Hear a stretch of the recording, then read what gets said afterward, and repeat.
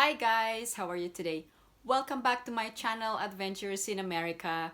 If you are new to my channel, my name is Jocelyn and I'm a dual citizen of the United States and the Philippines. Before we get started, please like this video, and if you haven't subscribed to my channel, please subscribe and hit that notification bell. I always welcome new subscribers. If you recently traveled in the Philippines, please post your travel experience and tell us what you think about the travel restrictions.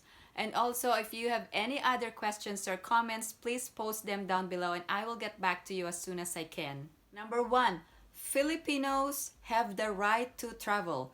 It doesn't matter where you are in the world. If you are a Filipino and you have a valid Philippine passport that is valid for at least 6 months or beyond, you can travel in the Philippines. You have the unrestricted right to stay indefinitely as well. If you are a Filipino citizen and also a dual citizen as well, you can travel in the Philippines even without a Philippine passport. You can travel based on your foreign passport plus your dual citizenship documents. Let's talk about the latest travel restriction, which is Resolution number 103, issued by the Interagency Task Force. And this was issued on March 18th and uploaded on March 19th at the Official Gazette of the Philippines. And this resolution essentially modified the Memorandum Circular of the National Task Force against COVID-19. So let's see the actual wordings from this resolution to see who can actually travel. The recommendations of the IATF Technical Working Group are hereby ratified, the specifics of which are as follows. So Memorandum Circular number 5 series of 2021 issued by the National Task Force against COVID-19 is adopted with modifications as follows. All Filipino citizens, whether returning overseas Filipino or overseas Filipino workers, shall be allowed to return to the Philippines. Effective March 22 to April 21st, the entry of foreign nationals shall be temporarily suspended except for the following. So there are actually exemptions on this resolution. The following are the exemptions. Diplomats and members of international organizations and their dependents, provided they have a valid 9E visa or 47A2 visa. Also, foreign nationals involved in medical repatriation duly endorsed by the DFA or the OWA and must have a valid visa. Also, foreign seafarers under the green lanes for crew change, provided they have a 9C visa. Also, foreign spouses and children of Filipino citizens traveling with them, provided they have valid visas at the time of entry. And emergency humanitarian and other analogous cases approved by the chairperson of the NTF COVID-19 or his duly authorized representative, also provided the foreign nationals have valid visas at the time of entry. Please take note that the marriage between the foreign spouse and then the Filipino national must be valid according to the laws of the Philippines. And also, the marriage must be registered abroad or must be reported abroad through a form that needs to be filled out. It's called Report of Marriage. You must report the marriage between the foreign spouse and the Filipino spouse abroad if both of you are living abroad. However, if the Filipino spouse is in the Philippines, make sure that the report of marriage has been submitted either to the Department of Foreign Affairs or to the Philippine Consulate abroad, depending on your residence at the time of your marriage. Also, the Bureau of Immigration press release changed the entry requirements for those Filipinos that are traveling with their foreign spouse or children. So those foreign spouse or children are now required to get an entry visa. There was a press release issued by the Bureau of Immigration, and it was announced that they will be implementing a resolution from the IATF suspending the travel of foreign nationals into the Philippines. According to Morente, who is the Bureau of Immigration Commissioner, said travel suspension will take effect on Monday and will remain until April 21st. The reason is the surge of cases in the country. And also, a similar order was likewise issued by the National Task Force against COVID-19, which also set a lower cap to the number of arriving passengers. He said that this is a temporary measure. Following the surge of cases, we believe that this decision of the IATF is necessary to prevent the further spread of the virus. Let's go over the new guidelines. Filipinos, as well as their spouse and children who are traveling with them, will be allowed to enter the country provided that said foreign nationals are able to present a valid and existing visa at the time of entry. So essentially, this suspends the Balikbayan visa program because the foreign spouse and the child must secure a visa abroad. Others allowed to enter are diplomats and members of international organizations and their dependents with a valid 9E visa or 47A2 visa, and foreign seafarers for crew change with valid 9C visas. Also, emergency and humanitarian cases may be allowed to enter as well, as approved by the NTF COVID-19 representative or chairperson. And foreign nationals involved in medical repatriation and must be endorsed by the Department of Foreign Affairs. All of these eligible passengers must comply with the 4 conditions of the Interagency Task Force. I'm going to enumerate these 4 conditions. Must have a valid and existing visa at the time of entry unless otherwise stated, with pre-booked accredited quarantine facility hotel for at least 6 nights at the traveler's expense. Must undergo PCR test on the 6th day of quarantine. Non-overseas Filipino workers and non-Filipinos on Philippine Airline flights arriving in Manila will be swabbed by the Toxicare Molecular Diagnostics Laboratory. And also the last condition is subject to the maximum capacity of inbound passengers as set by the National Task Force for COVID-19.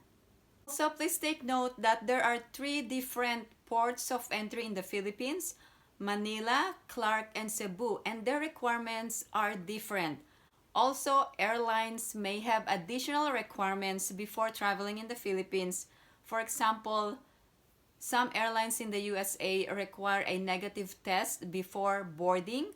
So that means you already have a negative test before even arriving in the Philippines. And once you arrive in the Philippines, you will still have to undergo the swab test and quarantine. For overseas Filipino workers, please register with the Oasis program of the OWA.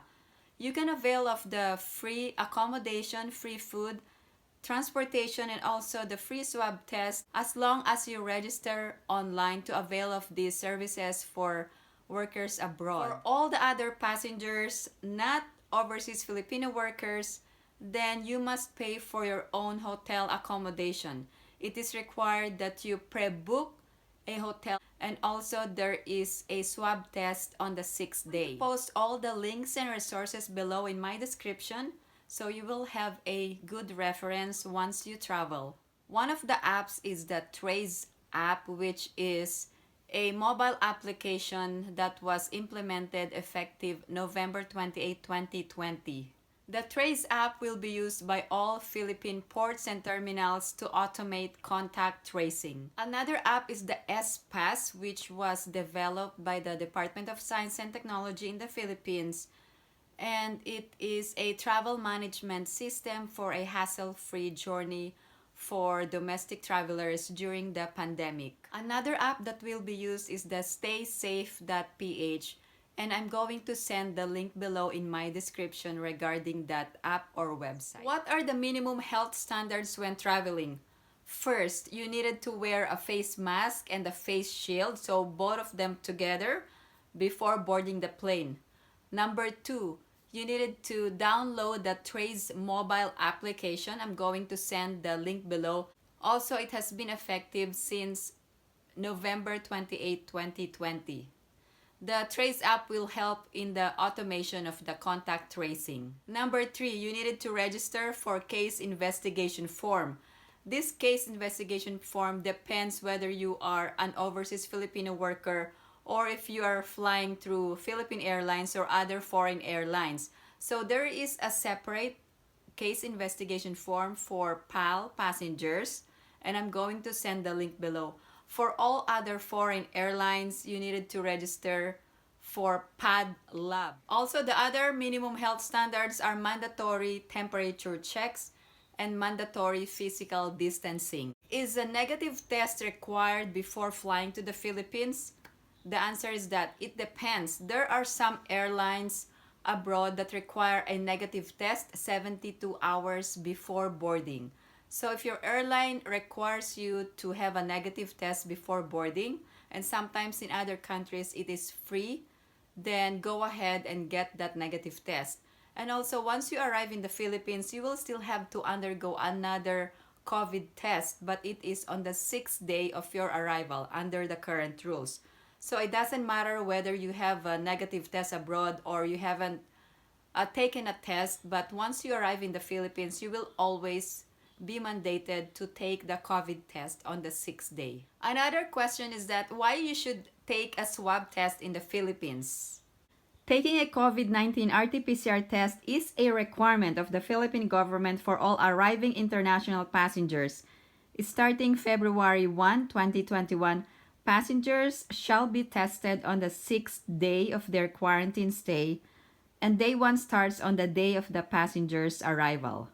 This comes to the next question. Are children required to take the swab test? Children, including infants, are required to undergo the RT-PCR test on the 6th day of their quarantine stay. They must also complete the registration process and pay a separate testing fee. For minimized discomfort, infants will be swabbed through the mouth. This is one of the most frequently asked questions.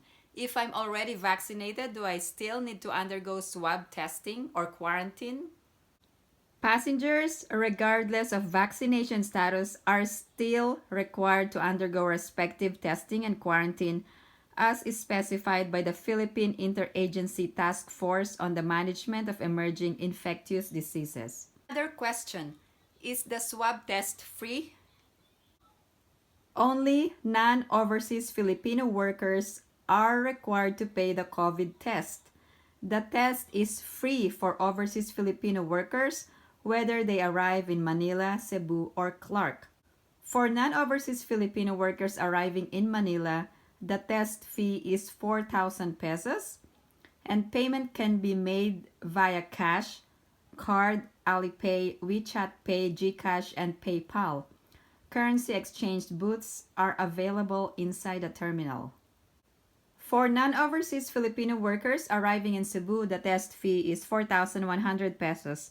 Payment can be made via cash, either in Philippine pesos or US dollars, or credit card, Visa.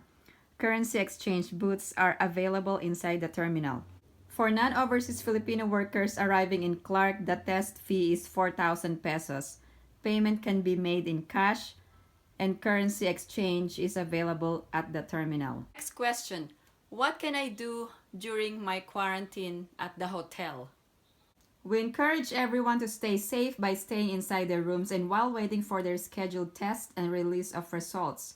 Certain facilities of your hotel may be open or closed depending on their quarantine and safety protocols. Also, there were questions that were posted asking if the hotels would allow the passengers to pick out their food outside the room or get it from a restaurant. I'm not sure if all hotels will require you or allow you to get your own food, or if you can request it to be delivered, there might be extra charges for those services. So it really depends on the hotel protocols. Okay, the next question is that can families who travel together stay together in one hotel room? And also there are questions about married couples or engaged couples. So let's find out the actual rule on this. In compliance with Philippine regulations, only one person is allowed per room, except the following: families with minor children below 18 years old. If the family has 2 or more adult members, only one adult can stay with the minor children. Also, a person with disability and his or her companion, only one adult companion is allowed. And travelers with medical emergencies. Engaged and married travelers are not allowed to stay together in one hotel room. A waiver for special cases is available upon arrival for other exemptions not stated above, subject to the approval of the Philippine Bureau of Quarantine. How many days are required to be pre-booked for quarantine before the swab test? The rules require that you needed to pre-book at least 7 nights. And also you needed to shoulder the expenses for these quarantine facilities. And these facilities must be accredited by the Bureau of Quarantine or the Department of Tourism. Now, what are the requirements while on quarantine? First, you needed the airline or bus ticket. Another is the acceptance letter from the local government unit of your final destination. And the third one is a travel pass or authority from the Philippine National Police.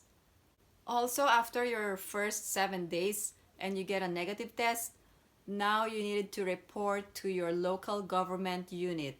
And the delay in reporting can be grounds for you to be subjected to another 14 days of quarantine. So upon arrival at your destination, report to your barangay health officials.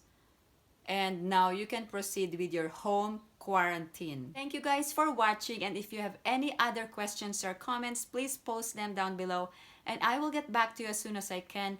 Also, if you recently traveled in the Philippines, please share your travel experience so we may be aware of what is going on. And before you forget, please like and subscribe to my channel and hit that notification bell. I hope everyone is staying safe and have a great day.